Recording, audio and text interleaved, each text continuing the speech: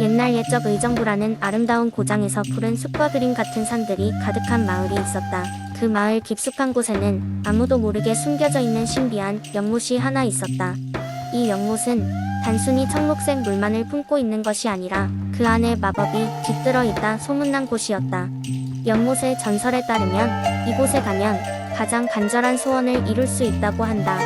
하지만 이 연못에 다다르기 위해선 숲속 깊숙한 곳에 숨겨진 여러 가지 시련을 통과해야 했다. 연못은 오직 용기와 정직 그리고 순수한 마음을 가진 사람만을 받아들인다고 했다. 어느 날 이 마을에 살고 있는 소년 은섭은 이 이야기에 깊이 매료되었다. 그는 자신의 아픈 어머니를 위해 무언가 해주고 싶었다. 그래서 은섭은 친구인 지원과 함께 연못을 찾아 떠나기로 결심했다. 은섭과 지원은 필요한 것들을 챙겨 소중한 모험을 시작했다. 은섭과 지원은 숲의 첫 번째 시련으로 마법의 안개를 맞닥뜨렸다. 이 안개는 사람들의 마음에 잠재된 두려움을 증폭시켜 길을 잃게 만들었다. 두 사람은 서로의 손을 굳게 잡고 안개를 헤쳐나가기 시작했다. 그들은 두려움을 이겨내기 위해 자신들이 가지고 있는 용기를 서로에게 상기시켰다. 안개를 통과한 그들은 두 번째 시련에 도달했다. 그것은 진실의 저울이었다. 저울은 그들이 서로에게 얼마나 진실한가를 시험했다. 은섭과 지원은 숨김없이 서로의 마음을 털어놓으며 저울의 시험을 통과할 수 있었다. 이 시련을 이겨내고 그들의 우정은 더욱 단단해졌다. 마지막으로 은섭과 지원은 시든 나무숲에 도달했다. 이곳의 나무들은 모두 죽어가고 있었고 눈물의 호수가 그들 앞을 가로막고 있었다. 이때 지원은 자신이 가지고 있던 곡식을 꺼내어 호수에 뿌렸다. 그러자 마법처럼 나무들은 생기를 되찾았고 그들은 마침내 신비한 연못에 도달할 수 있었다. 은섭은 연못 앞에서 조용히 어머니의 건강을 회복하게 해달라고 소원을 빌었다. 그러자 연못의 물결은 잔잔히 흔들리며 그에게 희망을 주었다. 연못의 마법은 그의 소원을 들었고 흔적도 없이 사라졌다. 시간이 흘러 집으로 돌아온 은섭과 지원. 은섭의 어머니는 어느새 건강을 되찾아 활기찬 모습으로 그들을 맞이했다. 마을 사람들은 은섭과 지원의 용기와 우정에 대해 듣고 큰 축제를 열어 그들을 축하했다. 그리고 의정부의 사람들은 계속해서 깊은 산속의 신비한 연못에 대해 이야기했다. 은섭과 지원의 이야기는 연못의 전설과 함께 오랫동안 기억되었다. 그들은 용기와 정직 그리고 순수한 마음의 중요성을 마을 전체에 가르쳐 주었다. 그 후로 아무도 그 연못을 찾지 않았지만 모두가 그 존재를 믿고 있었다. 두 번째 이야기. 옛날 옛적 한국의 아름다운 영주의 넓은 들판과 숲 사이에는 아주 신비로운 곳이 존재했다. 그곳은 마치 마법에 걸린 정원처럼 숱한 나무들과 야생화들이 풍성하게 자라나고 있었고 언제나 햇빛이 부드럽게 내리비추는 곳이었다. 그 중심에는 오래된 버드나무들이 늘어서 있었는데 사람들은 그곳을 버들숲이라 불렀다. 버들숲은 주민들에게 신비한 장소로 여겨졌는데 그 이유는 매년 여름이 되면 그곳에서 기적처럼 신비한 일이 일어났기 때문이었다. 첫 번째 참새가 숲에 날아드는 그날 밤이면 버드나무의 잎사귀들이 별빛처럼 은은하게 빛나기 시작했다. 이는 마을 사람들에게 매년 찾아오는 별의 축제의 시작을 알리는 신호였다. 길게 이어지는 여름밤 동안 마을 사람들은 버들숲에 모여 하늘의 별을 관찰하고 학교 아이들은 별 모양의 종이 등불을 만들어 숲속에 걸어놓았다. 그리고 저녁이면 온 마을 사람들이 숲의 중심에 모여 각자의 소원을 적은 작은 종이배를 버드나무 옆 첫 번째 연못에 띄우곤 했다.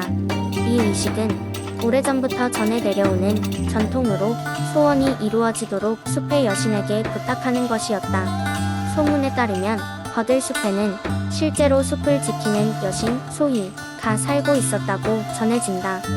소희는 숲을 평화롭게 지키고 숲에 찾아오는 사람들에게 행운을 가져다주는 신비한 존재였다. 그녀는 늘 버드나무의 그늘처럼 조용히 숨어 있다가도 누군가가 진심 어린 소원을 빌면 곧바로 나타나 그들에게 따뜻한 미소로 응답했다고 한다. 하루는 용감한 소년인 민수가 숲의 소원을 빌기 위해 들어가게 되었다. 민수는 가족이 그해 큰 시련을 겪으면서도 모든 걸 잘 견디기를 간절히 바라는 마음에 숲을 찾은 것이었다. 그는 마음을 차분히 가다듬고 자신의 소원을 작은 종이배에 적어 연못에 띄웠다. 바로 그 순간 잔잔하던 연못이 마치 누구의 손길에 의한 것처럼 잔잔하게 일렁이는 것이었다. 그때 문득 소희가 나타났다. 그녀는 민수를 바라보며 부드러운 목소리로 말했다. 너의 진심 어린 소원이 나에게 닿았구나. 두려워 말 거라. 너의 가족은 이 시련을 통해 더욱 단단해질 것이다. 그 순간 민수의 마음은 따뜻하고 평화로워졌으며 안도의 눈물이 그의 두 뺨을 흘러내렸다. 얼마 후 민수의 가족에게 실제로 놀라운 변화가 찾아왔다. 그해 겨울 그의 가족은 서로를 더욱 이해하고 의지하는 고마운 시간을 보내게 되었고 그로 인해 어려운 시기를 슬기롭게 이겨낼 수 있었다. 이후로도 버들숲과 소희 여신의 이야기는 마을 사람들 사이에서 전해지며 많은 사람들에게 희망과 용기를 심어주었다.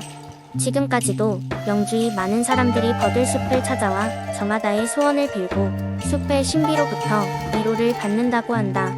이렇게 영주의 버들숲 이야기는 오랜 시간 동안 이어지며 사람들의 삶에 계속해서 따뜻한 영향을 미치고 있다. 세 번째 이야기. 옛날 옛적 장성 지역에는 울창한森林과 맑은 호수가 어우러진 아름다운 마을이 있었다. 이 마을은 백학의 마을로 불리웠는데 그 이유는 하늘 높이 나는 백학들이 마을을 지키고 있다고 전해져 내려왔기 때문이다. 하지만 백학은 주민들에게 모습을 거의 드러내지 않고 오직 선택받은 사람들에게만 나타난다고 하여 전설 속 존재로 여겨졌다. 어느 해 마을에는 기이한 사건이 일어나기 시작했다. 밤이 되면 산에서 이상한 소리가 들리고 아침이면 호수 근처에서 기이한 발자국이 발견되었다. 주민들은 두려움에 떨며 오래된 전설을 떠올렸다. 백학이 마을을 떠나면 불운이 찾아온다는 내용이었다. 이 와중에 마을에는 용감한 소년 선호가 살고 있었다. 선호는 부모님을 일찍 여의고 할머니와 함께 살며 생계를 책임지고 있었다. 그는 마을 사람들에게 백학의 존재를 증명하여 두려움을 씻어내고 싶었다. 어느 밤 선호는 용기를 내어 백학을 찾기 위해 숲으로 들어갔다. 달빛이 희미하게 비추는 숲속에서 선호는 이리저리 헤매다 드디어 그는 전설 속의 백학을 보게 되었다. 백학은 말로 표현할 수 없는 아름다움을 지닌 생명체였고 그 어떤 위험찬 모습도 없었다. 대신 온화한 눈빛으로 선호를 바라볼 뿐이었다. 선호가 경외감에 사로잡혀 아무 말도 못하고 있는 사이 백학은 천천히 그에게 다가와 날개를 펼쳤다. 그리고 날개 끝이 선호의 손에 닿았을 때 마을에 있던 모든 두려움과 우려가 씻겨 내려갔다. 선호는 마을로 돌아와 백학이 평안을 가져다 주었음을 사람들에게 알렸다. 백학의 존재를 믿었던 마을 사람들은 감사하며 하늘을 바라봤다. 이로부터 장성 마을의 전설은 더욱 견고해졌고 백학이 하늘에서 마을을 지켜보고 있다는 믿음이 더욱 깊어졌다. 시간이 지나면서 장성 마을은 다시 평화로워졌고 백학의 전설은 세대를 거듭하여 사람들에게 전해졌다. 어느덧 선호는 마을의 수호자로 남아 백학의 이야기를 들려주며 지역의 어른으로서 마을을 이끌고 있었다. 그의 이야기는 단순한 동화가 아닌 사람들에게 희망과 용기를 심어주는 진실이 되었다.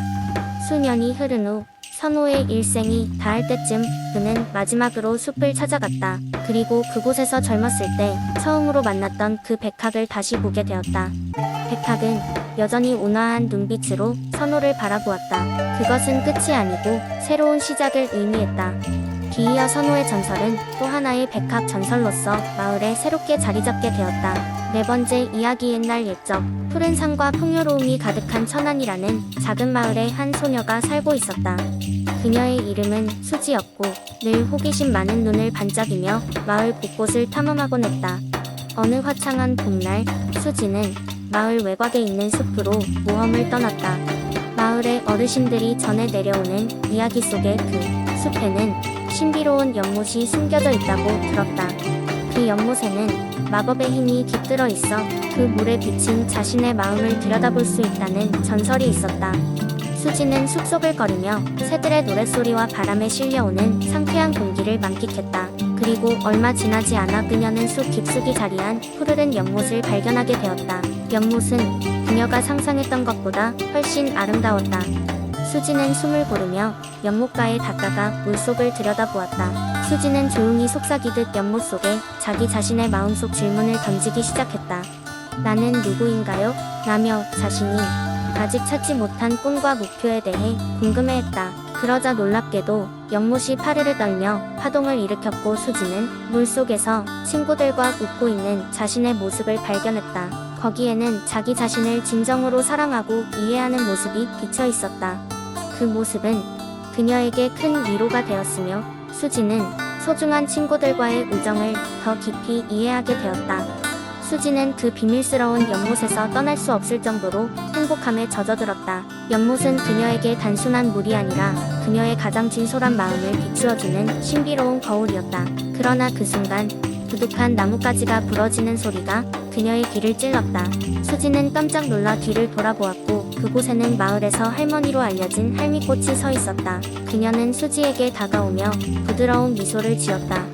수지야, 너도 이 연못의 비밀을 발견했구나. 그녀가 말했다. 이 연못은 진정한 자신을 찾아주는 선물이지. 하지만 그것을 남에게 몰래 간직할 필요는 없어. 다른 사람들과도 너의 발견을 나눠줘야 한단다. 수지는 할미꽃의 말을 듣고 깊은 감명을 받았다.